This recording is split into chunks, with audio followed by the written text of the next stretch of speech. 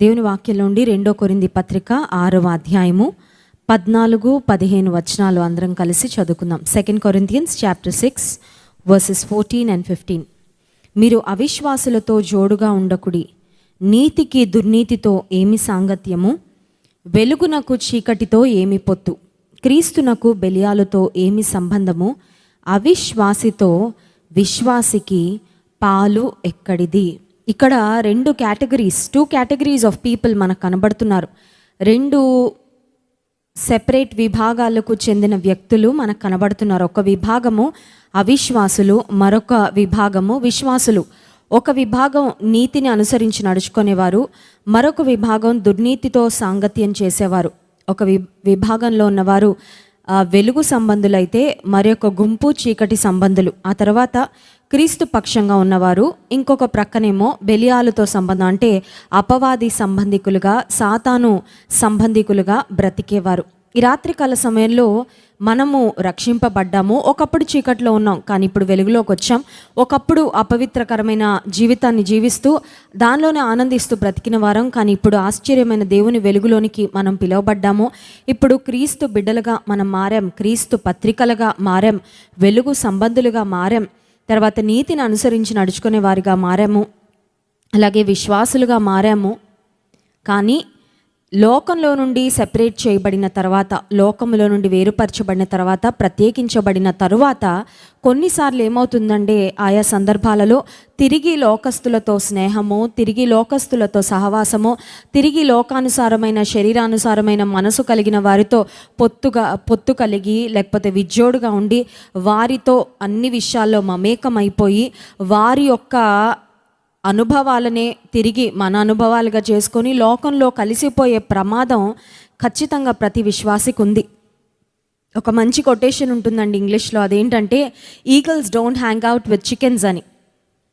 గ్రద్దలు ఎప్పుడు కోళ్లతో ఉండవంట. మీరు ఎప్పుడైనా చూసారండి? గద్దలు వచ్చి ఒకవేళ కోడి పిల్లని ఎత్తుకొని వెళ్ళిపోతుందేమో, కానీ కోళ్లతో కూర్చొని అక్కడ కబుర్లు చెప్పినట్టు కానీ, కోళ్లతో పాటు హ్యాంగ్ అవుట్ అయినట్లు కానీ, కోళ్లతో పాటు పార్టీ చేసుకున్నట్టు, మాట్లాడుతున్నట్లు, వాటితో కలిసి తిరుగుతున్నట్లు, వాటితో స్నేహం చేస్తున్నట్లు అటువంటి దృశ్యాలు మనకి ఎక్కడా కనబడవు.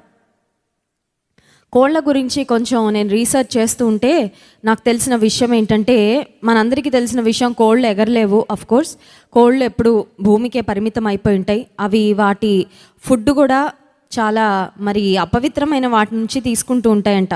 నేను నెట్లో చదువుతూ ఉంటే అక్కడ ఏం రాశారంటే హెన్స్ ఈట్ దేర్ పూప్ అని రాశారు. అంటే కోళ్ళు తాము విసర్జించిన దాని నుండి మళ్ళీ అది ఆహారం తీసుకుంటుందంట.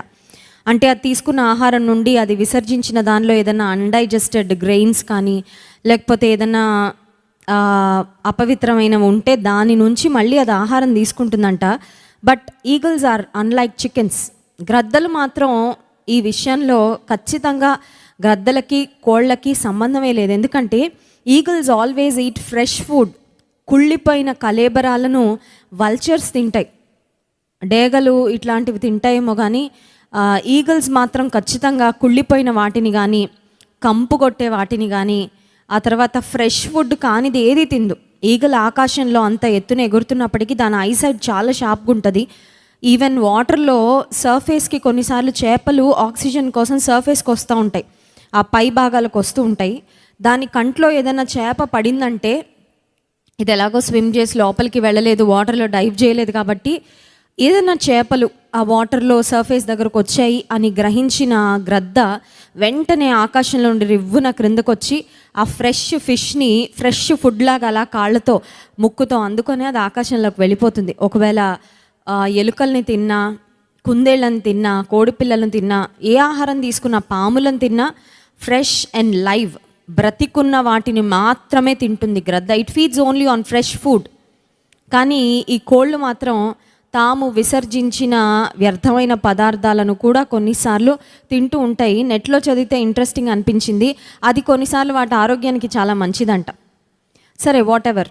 కోళ్ళ గురించి మనం ప్రక్కన పెడితే దేవుని వాక్యం సెలవిస్తుంది. యెషయా గ్రంథం 40వ అధ్యాయం 31వ వచనంలో, యెహోవా కొరకు ఎదురుచూచు వారు నూతన బలము పొందుదురు, వారు పక్షిరాజుల వలె రెక్కలు చాపి పైకి ఎగురుదురు.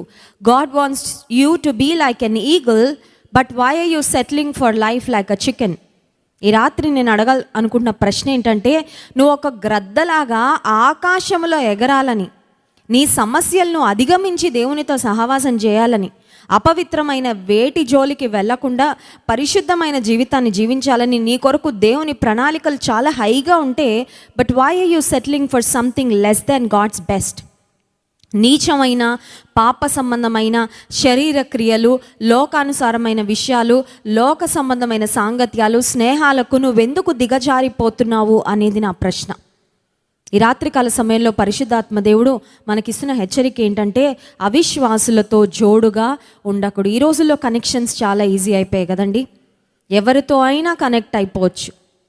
ఎంత త్వరగా కనెక్ట్ అవ్వాలనుకుంటే అంత త్వరగా కనెక్ట్ అవ్వచ్చు. మైల్స్ అవే, వేరే దేశంలో, వేరే ఖండంలో ఉన్న వాళ్ళతో కూడా కనెక్ట్ అయిపోవచ్చు. Not just video, not just audio calls, but video calls.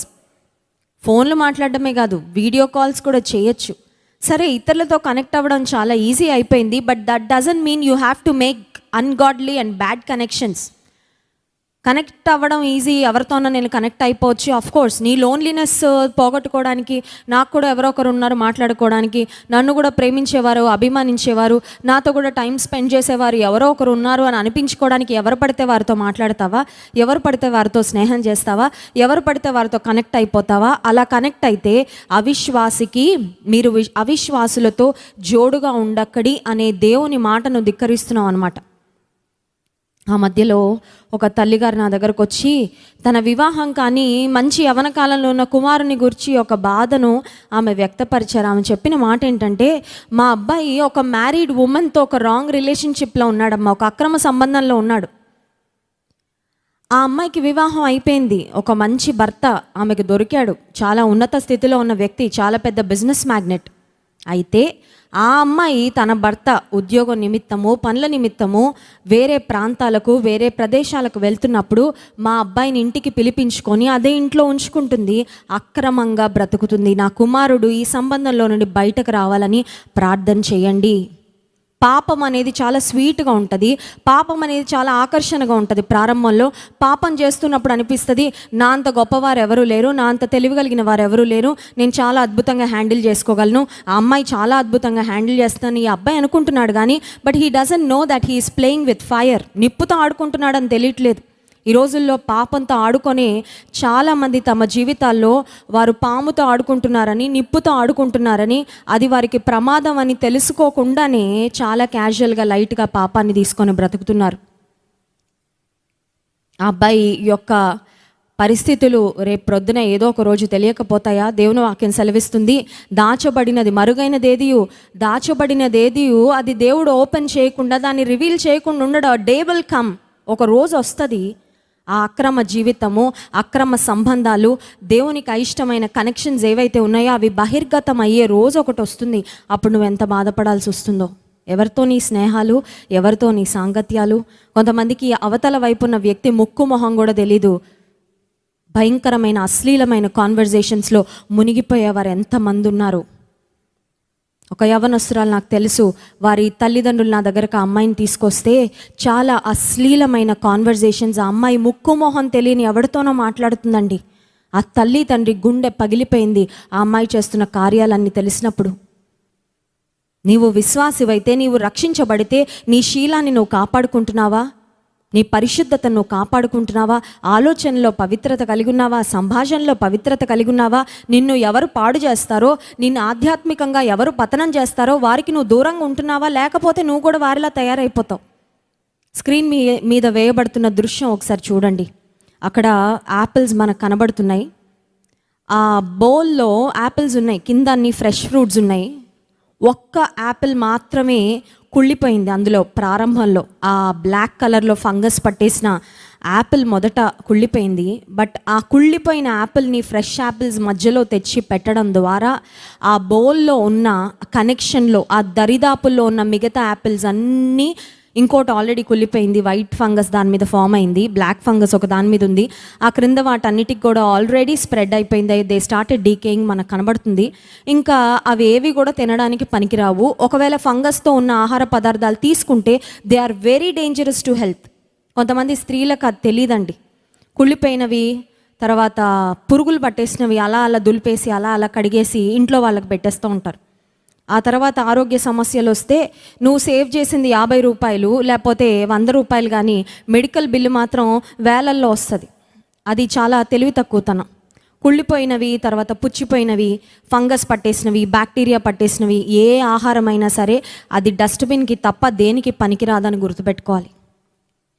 పాపం అనే ఫంగస్ పట్టిన ఏ వ్యక్తి అయినా నీతో కనెక్షన్లో ఉంటే యూ మే బీ థింకింగ్, నేను ఫ్రెష్గా ఉన్నాను, నేను అలైవ్ ఉన్నాను, నేను హెల్తీగా ఉన్నాను, నన్ను నా ప్రక్కన ఉన్నవారు ఎంత కుళ్ళిపోయినా they are not going to affect me అని నువ్వు అనుకుంటున్నావు. బట్ ఖచ్చితంగా ఎఫెక్ట్ అవుతావు. It may not be a drastic change, over నైట్లో జరగకపోవచ్చు, but over a period of time it will happen.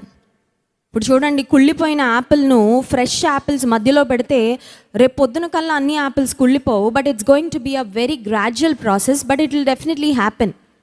Mango season కదా, మ్యాంగోస్ ఒక డబ్బా నిండా మ్యాంగోస్ మనం తెచ్చుకుంటే, ఒక బౌల్ నిండా మ్యాంగోస్ మనం వేసుకుంటే ఏదన్నా కుళ్ళిపోతే దాన్ని వెంటనే మిగతా వాటి నుంచి దూరం పెట్టాలి, సెపరేట్ చేయాలి. లేకపోతే అది మిగతా మ్యాంగోస్ అన్నిటిని కూడా కుళ్ళిపోయేటట్టు, పాడైపోయేటట్టు ఖచ్చితంగా చేస్తుంది. దేవుని వాక్యం సెలవిస్తుంది, అవిశ్వాసులతో మీరు జోడుగా ఉండకుడి, నీతికి దుర్నీతితో ఏమి సాంగత్యం. ఈరోజు ఉదయకాల సమయంలో కూడా డెలీలా అనే ఆ ఫిలిస్తీయ స్త్రీ, గొప్ప భక్తుని పడగొట్టిన స్త్రీ అండి. ఆమె సామాన్యురాలు కాదు. ఎందుకంటే ఆమె కేవలం సంసోన్ అనే వ్యక్తికే కాదు డ్యామేజ్ తీసుకొచ్చింది, దేవుని ప్రజలకు కూడా she caused a great damage. నీకు తెలుసా, నువ్వు డ్యామేజ్ అయితే నీకు నష్టం. ఫస్ట్ థింగ్, నీ కుటుంబానికి నష్టం, నీ సంఘానికి నష్టం, నీ సమాజానికి నష్టం. ఎందుకంటే నువ్వు ఒకవేళ దేవునిలో ఉంటే నువ్వు బాగుపడతావు, నీ కుటుంబానికి ఉపయోగకరంగా ఉంటావు, నీ బంధువులకు ఉపయోగకరంగా ఉంటావు, నీవు ఉన్న సమాజానికి ఆశీర్వాదకరంగా ఉంటావు. అయితే నువ్వు పాడైపోతే, నువ్వు కుళ్ళిపోతే, నువ్వు బ్యాడ్ రిలేషన్షిప్స్లో, బ్యాడ్ ఫ్రెండ్షిప్స్లో ఒకవేళ కొనసాగుతూ పాపం అనే వైరస్ నీకు కూడా అంటించుకుంటే, చెడు స్నేహాల ద్వారా దుర్నీతితో నీవు కూడా సాంగత్యం చేస్తే, సంసోనుకు ఏ స్థితి పట్టిందో అవిశ్వాసులతో విజ్జోడుగా ఉండేవారికి కూడా గొప్ప నష్టం వస్తుంది. దెలీలా జీవితం గురించి ధ్యానం చేస్తూ ఒక మాట చెప్పాను. అదేంటంటే, ఆమె మాటి మాటికి మాటల చేత అతని విసిగించి బాధించుచుండెను అని ఉంది. అన్నిసార్లు విసిగించినా, అన్నిసార్లు బాధించినా, why didn't he get rid of her? అది నాకు వచ్చిన ప్రశ్న. 1000 మంది ఫిలిస్తీన్లను గాడిద దవడ ఎముకతో సింగిల్ హ్యాండ్తో చంపి అవతల పడేశాడే. గాజాలో ఒక స్త్రీ దగ్గరకు వెళ్ళి చెడ్డ సాంగత్యం కోసం వెళ్ళిన సంసోను, ఇతను గాజాలో ఉన్నాడని తెలియగానే ఫిలిస్తీయ సర్దారులందరూ ఆ గేట్లు బాగా బంధించి వాటికి లాక్ చేసి పెట్టేస్తే, ఆ గేట్లు తాళం వేస్తారా, గేట్లు ఎత్తేయగలనని 2 గేట్లు ఇలా చేతులతో ఎత్తి ప్రక్కన పడేసి వెళ్ళిపోయాడు. అంత బలాఢ్యుడు Samson. When he had so much might and power, దేవుడిచ్చిన అపరిమితమైన శక్తి అంత గొప్పగా ఉంటే ఈ దెలీలాను అలా తీసి అలా ఎందుకు పక్కన వెళ్ళిపోయాడు?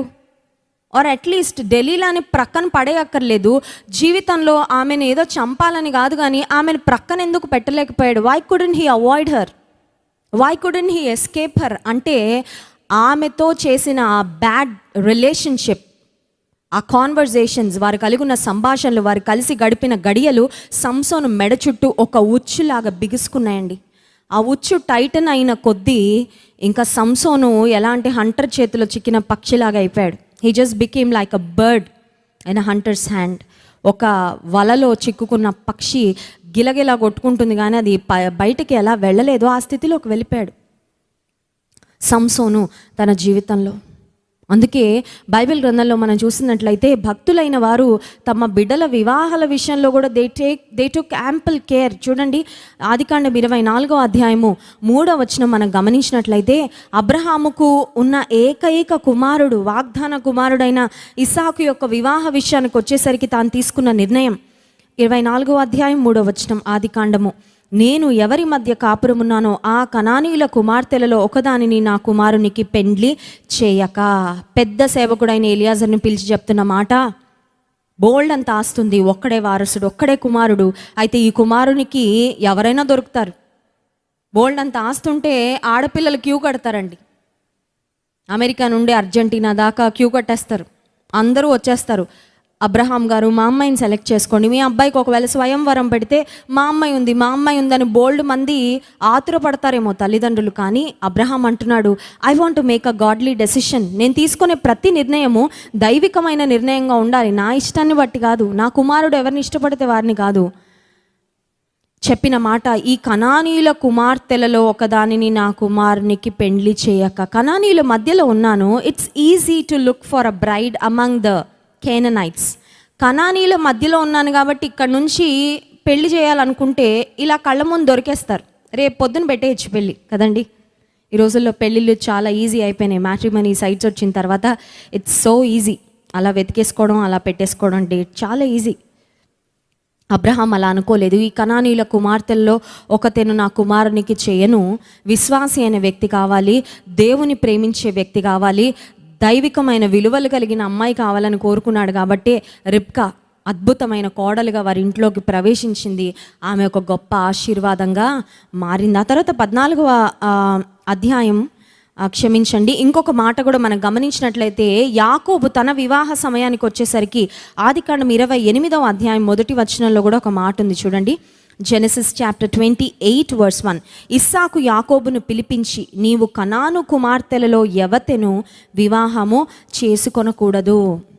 ఇస్సాకు తన తండ్రిని చూసి నేర్చుకున్నాడు. నా తండ్రి అవిశ్వాసి అయిన వ్యక్తి నాకు భార్యగా తేలేదు. My dad made a good decision, అందుకే నేను హ్యాపీగా ఉన్నాను ఈరోజు. బైబిల్లో ఏకపత్ని పురుషుడుగా పాత నిబంధన గ్రంథంలో ఒక మంచి లైఫ్ లీడ్ చేసిన వ్యక్తి ఇస్సాకండి. ఎందుకంటే మరి దైవికమైన తండ్రి యొక్క నిర్ణయానికి శిరస వహించి ప్రార్థనలో కనిపెట్టి పెళ్లి చేసుకున్నాడు. కాబట్టి ఇస్సాకు జీవితంలో చాలా ఆశీర్వాదం పొందుకున్నాడు. ఇప్పుడు ఈ ఇస్సాకు పెద్ద కుమారుడైన ఏశావు తల్లిదండ్రుల్ని ఇబ్బంది పెట్టే కోడళ్ళని తెచ్చుకున్నాడంట, వివాహం చేసుకున్నాడు. ఆ కోడళ్ళు ఇస్సాకుకు రిబ్కాకు మనోవేదనను కలుగజేశారన్నమాట. ఎందుకంటే వారు దేవుని కలిగిన వారు కాదు, దేవుని ప్రేమ లేదు. వారు వచ్చి అత్తమామలను బాధ పెడతారు, వాళ్ళ ప్రక్కలో బాకుల్లా బల్లేల్లా తయారవుతారు, కానీ ప్రేమను ఎలా అందిస్తారండి? అందించరు. అయితే ఇస్సాకు యాకోబు వివాహ సమయానికి వచ్చేసరికి యాకోబుకు చెప్తున్నాడు, మీ అన్న సంగతి ఎలాగో అయిపోయింది బాబు, నువ్వు మాత్రం కనాను కుమార్తెలలో ఎవతను వివాహము చేసుకోకూడదు అనే మాట ఇస్సాకు తన కుమారుడైన యాకోబుకు చెప్తే యాకోబు తండ్రి మాట విన్నాడండి. హల్లెలూయా. తండ్రి మాటను విని తండ్రి మాటకు విధేయత చూపించి తండ్రిని గనపరిచినందుకు ఇస్సాకు యొక్క ఆశీర్వాదం యాకోబుకు వచ్చింది, కానీ ఏశావుకు రాలేదు. ఏశావుకు తన తల్లిదండ్రులను తాను చేసుకున్న స్త్రీలు బాధ పెడుతున్నారని తెలిసి ఇంకా బాధ పెట్టాలనుకున్నాడంట. చూడండి 28వ అధ్యాయము 8వ వచనం. ఇది కాక కనాను కుమార్తెలు తన తండ్రి అయిన ఇస్సాకునకు రాండ్రు కారని ఏశావునకు తెలిసినప్పుడు ఏశావు ఇష్మాయేలు నొద్దకు వెళ్ళి తనకున్న భార్యలు కాక అబ్రహాము కుమారుడైన ఇష్మాయేలు కుమార్తెయు నెబాయోతు కుమారుడైన మాహలతును కూడా పెండ్లి చేసుకొనెను. తల్లిదండ్రులు ఇంకా బాధించడానికి సిద్ధపడిపోయాడు. దైవికమైన విలువలు లేని స్త్రీలను వివాహం చేసుకున్నట్లుగా ఏశావు జీవితంలో మనం చూస్తున్నాం. నువ్వు దేవుని కలిగిన వ్యక్తివైతే అవిశ్వాసులతో విజ్జోడుగా ఉండవు. వివాహ సమయాలు వచ్చేసరికి ఎటువంటి వారిని చూస్ చేసుకుంటున్నావు? నువ్వు రక్షణ పొందుంటే రక్షణ పొందిన వ్యక్తి కొరకు చూస్తున్నావా? రక్షణ పొందిన దేవుని బిడ్డ అయితే చాలండి, నాకు ఇంకేం అక్కర్లేదని ఉందా? లేకపోతే నీకు ఇంత ఆస్తి ఉండాలి, అంత ఆస్తి ఉండాలి, ఇంత కట్నం తీసుకురావాలి, లేకపోతే ఇంత పెద్ద ఉద్యోగం ఉండాలి, ఇవన్నీ చాలాసార్లు చాలామంది తమ జీవితంలో పెట్టుకుంటూ ఉంటారు రిజర్వేషన్స్. ఆ తర్వాత మనం గమనిస్తే బైబిల్ గ్రంథంలో నూతన నిబంధనలో దేవుని ప్రజలు యేసుక్రీస్తు ప్రభు చనిపోయి తిరిగి లేచి ఆయన ఆరోహణమైన తరువాత మిగతా విశ్వాసులు శిష్యులు వారందరూ కూడా they started fellowshipping with each other అనే మాట. అవిశ్వాసులతో విజ్జోడుగా ఉండొద్దు అని వాక్యంలో ఉంటే అలాగని ఒంటరిగా ఉండాలండి అంటే కాదు. దేవుని ప్రజలతో సహవాసం కలిగి ఉండాలంట. దేవుని కొరకు మండే వారితో నువ్వు సహవాసం కలిగి ఉండాలి. Try to team up with people who are passionate for God, who have a heart for the lord. దేవుని కొరకు హృదయం నిండా ప్రేమ, తపన, కమిట్మెంట్ ఎవరికి ఉందో వారితో కలిసి నీవు సహవాసం చేయగలిగితే వారిలో ఉన్న మంట నీలో కూడా అంటుకొని నువ్వు కూడా దేవుని కొరకు ప్రకాశిస్తావు, దేవుని కొరకు వెలుగుతావు. హల్లెలూయా. నేను ఎప్పుడు అనుకుంటూ ఉంటాను, దేవుని కొరకు వెలుగుతున్న, మండుతున్న, ప్రకాశిస్తున్న ఆత్మీయ తండ్రి గారు అపోజిల్ జోసెఫ్ విజయ్ కుమార్ గారి కుటుంబంలో నేను ఆల్రెడీ మండుతా ఉన్నాను, కానీ నేను ఎక్కడో ఉన్నాను ఉద్యోగం చేసుకుంటూ. ఈ మండుతున్న కట్టెల మధ్యలో ఒక దేవుడు నన్ను తెచ్చి పెట్టేశాడండి. ఆత్మీయ తల్లిదండ్రులు ఇద్దరు దేవుని కొరకు తపన కలిగిన వారే. ఎంత ఆరోగ్యం ఒక్కొక్కసారి సహకరించకపోయినా దేవుని కొరకు పనిచేయాలి, దేవుని కొరకు ఎలా అయినా వాడబడాలని దేవుని సన్నిధిలో తాపత్రయం కలిగిన వారు ఆత్మీయ తల్లిదండ్రులు.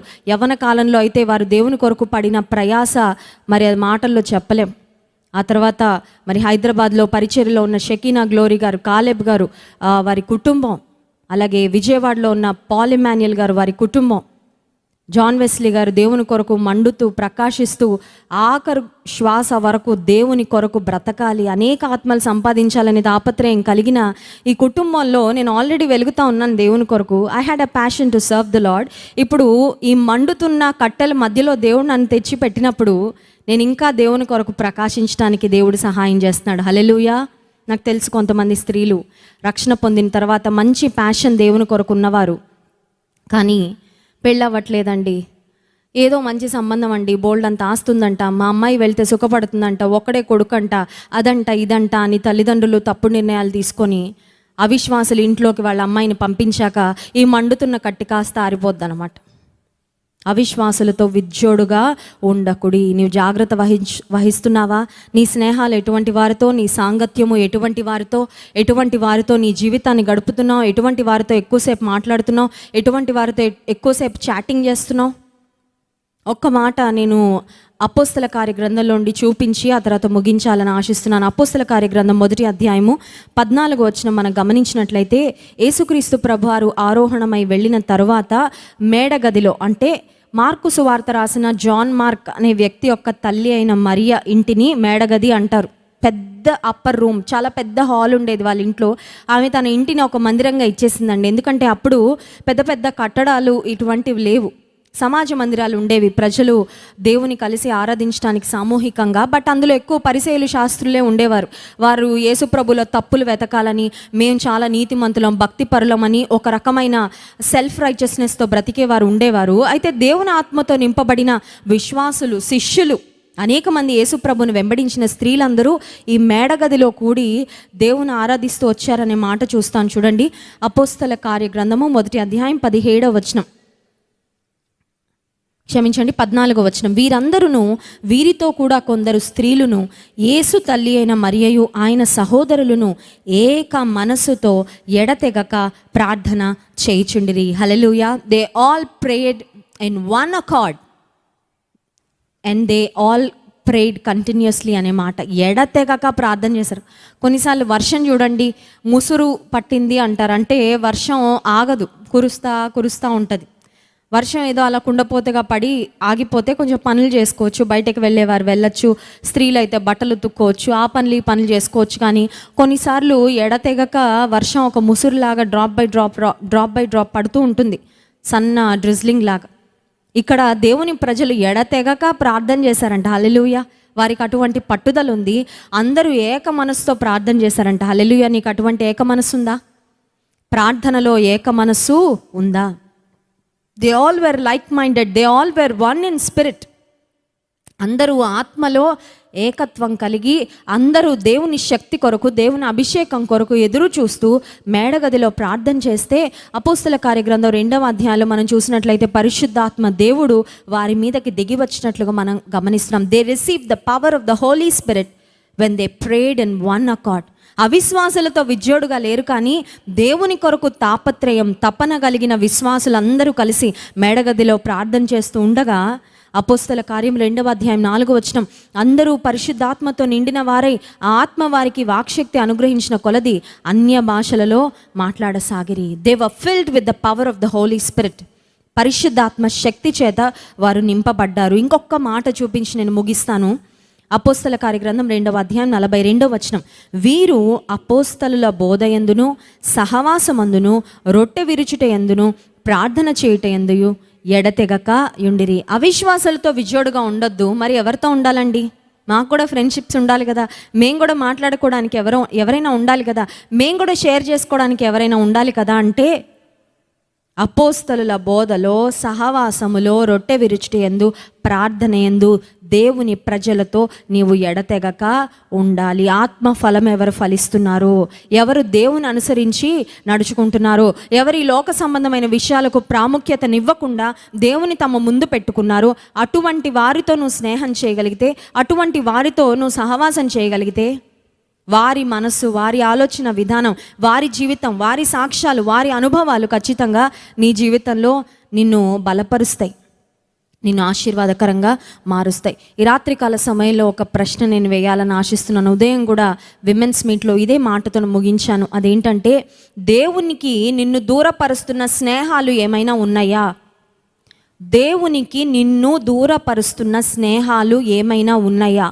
అది మేబీ 1 year నుంచి కొనసాగుతున్న స్నేహం అయి ఉండొచ్చు, మేబీ 10 years నుంచి థిక్ ఫ్రెండ్స్ అయి ఉండొచ్చు. వాట్ ఎవర్ ఇట్ ఈస్, ఒకవేళ ఆ పలానా వ్యక్తితో నేను స్నేహం చేయడం వల్ల ప్రార్థనకు దూరం అయ్యాను, దేవునికి దూరం అయ్యాను, నాలో లోకాశలు ఎక్కువ రేకెత్తుతున్నాయి, నాలో దురాశ ప్రవేశించింది, నాలో బ్యాడ్ మౌత్ అనే ఒక అలవాటు వచ్చేసింది, పలానా వ్యక్తితో నేను స్నేహం చేయడం వలన పలానా వ్యక్తి నాకు సినిమాలు అంటించాడు, ఈ అలవాటు అంటించాడు, ఆ అలవాటు అంటించాడు, లేకపోతే ఈ చెడ్డ అలవాట్లు, ఈ చెడ్డ పరిస్థితుల్లోనికి పలానా వ్యక్తితో స్నేహం చేయడం వల్ల నేను వెళ్ళాను అని ఎవరైనా ఉన్నట్లయితే, దయచేసి వారిని నీ జీవితంలో కొంచెం దూరం పెట్టు. అవిశ్వాసులతో విజ్జోడుగా ఉండకుడి. వెలుగునకు చీకటితో ఏమి పొత్తు. ఆరిపోయిన దీపాల వంటి జీవితాలు ఎవరైనా ఉంటే వారిని వెలిగించగలిగితే నువ్వు వెలిగించు. ఒకవేళ వారు వచ్చి నీలో ఉన్న మంటను ఉఫ్ అని ఆర్పేస్తారంటే వాళ్ళకు దూరంగా ఉండు. ఎందుకంటే నువ్వు కూడా నరకానికి వాళ్ళతో పాటు వెళ్తే ఇంక అంతకన్నా దురదృష్టం ఇంకోటి ఉండదు కదా. మనం వెలగాలి, ఆరిపోయిన అనేక మంది జీవితాలను వెలిగించాలి. నీకు చేతనైతే వెలిగించి అడుగు, దేవుని శక్తిని అడుగు. ప్రభా, పలానా స్నేహితురాలు ఉంది, పలానా స్నేహితుడు ఉన్నాడు, ఆరిపోయి ఉన్నాడు, వెనుదిరిగిపోయి ఉన్నాడు, లోకానుసారంగా బ్రతుకుతున్నాడు, లోకానుసారంగా ఆలోచిస్తున్నాడు, అతన్ని నీ కొరకు నేను సంపాదించాలి, నాకు సహాయం చేయని. ఒకవేళ అతను నీకంటే చాలా స్ట్రాంగ్ అయిపోయి నిన్నే ఒకవేళ లోకంలోకి లాగేయడానికి ప్రయత్నం చేస్తూ ఉంటే వారితో సాంగత్యాన్ని, స్నేహాన్ని కట్ చేసుకో, తొలగించుకొని దేవుని ప్రజలతో నువ్వు సహవాసం కలిగి ఉంటే ఆశీర్వదించబడతావు. దేవుని ప్రజలతో, దేవుని సంఘముతో, దేవుని యందు మరి ప్రేమ, నిబద్ధత కలిగిన వారితో సహవాసం చేస్తూ దేవుని కృపలో వర్ధిల్లినట్లు దేవుడు మనకు సహాయం చేయనుగాక. ఆమెన్. కళ్ళు మూసుకొని ప్రార్థన చేసుకుందాం. పరిశుద్ధ ప్రేమ కలిగిన తండ్రి, నీకు స్తోత్రాలు. నీ వాక్యము ద్వారా మాతో మాట్లాడినందుకు వందనాలయ్యా. విన్న వాక్యం మా హృదయాలు ఫలింపచేయండి. నీ చిత్తానుసారం కానీ స్నేహాలు, సహవాసాలు, సాంగత్యాలకు మేము దూరంగా బ్రతుకుతూ వెలుగు సంబంధుల వల్ల నడుచుకోవడానికి నీ కృప దయచేయండి. యేసు నామమున ప్రార్థిస్తున్నాం తండ్రి, ఆమేన్. దేవుని స్తుతించి ఆరాధించుకుందాం. నీకన్నా లోకాన నాకెవరున్నారయ్యా, నాకున్న తోడు నీడ నీవే యేసయ్యా అనే పాటను పాడి దేవుని స్తుతిద్దాం.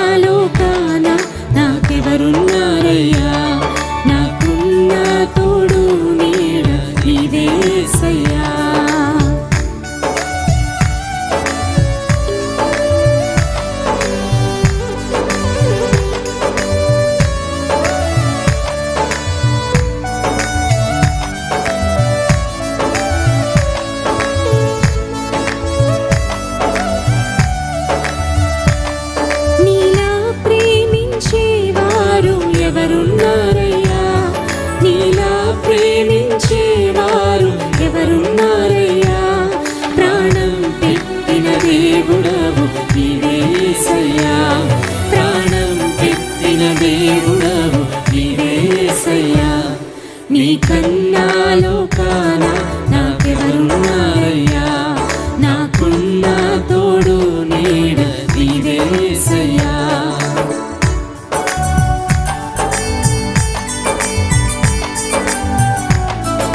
నీలా రక్షించేవారెవరూ లేరయ్యా.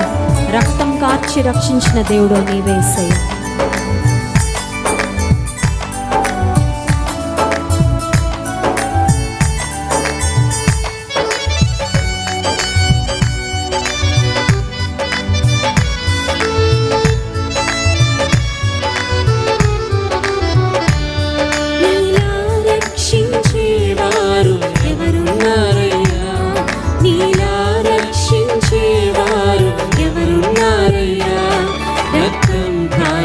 దేవుడవు నీవే యేసయ్యా, రక్తం కాచిన దేవుడవు నీవే యేసయ్యా.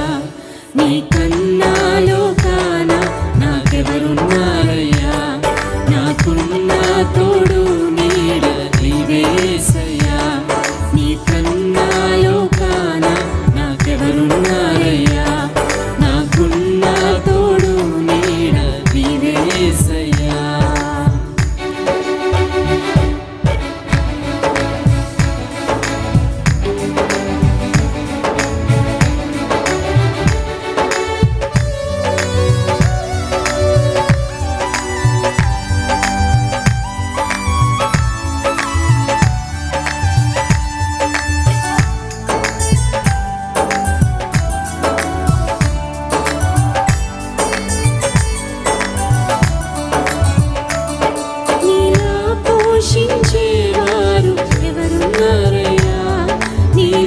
పోషించేవారు ఎవరున్నారయ్యా, జీవం ఉన్న దేవుడవు నీవే యేసయ్యా, జీవం ఉన్న దేవుడవు నీవే యేసయ్యా.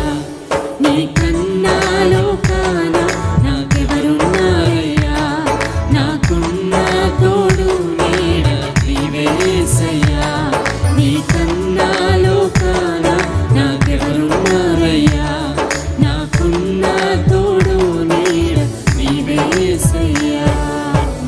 హల్లెలూయా.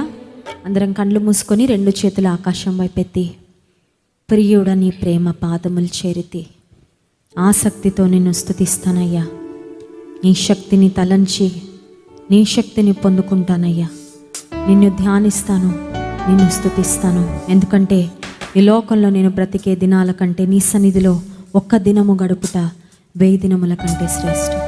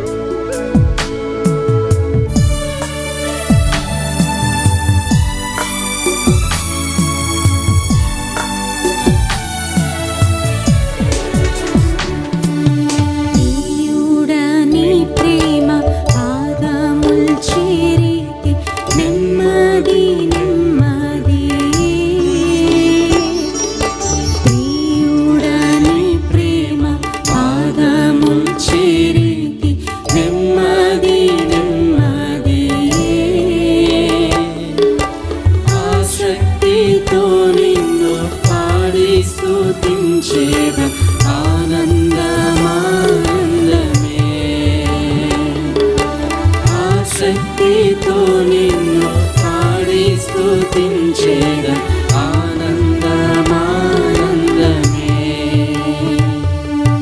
ఆశ్చర్యమే ఆశ్చర్యమే ఆరాధనా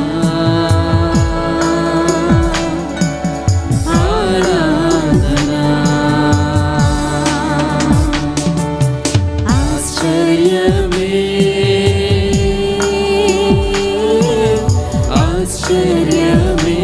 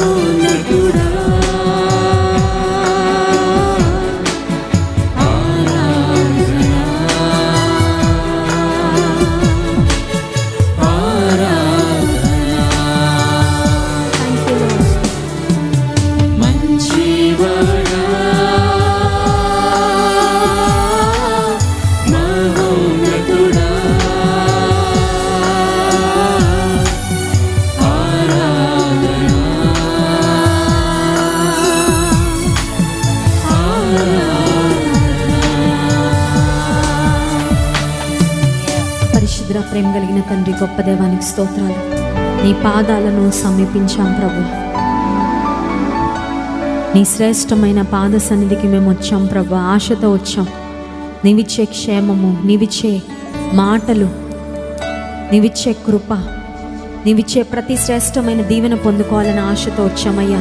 మా ఆశలు తీర్చండి, మా హృదయవాంఛలు నెరవేర్చండి, మా ప్రార్థనలు అంగీకరించండి. మా ప్రతి అవసరత నీ కృపలో జ్ఞాపకం చేసుకో ప్రభా. వ్యాధిగ్రస్తులుగా ఉన్న వారిని మరొకసారి నీ చేతులకు అప్పగిస్తున్నాను. బలీయమైన నీ హస్తాలలోకి వారిని తీసుకో అయ్యా.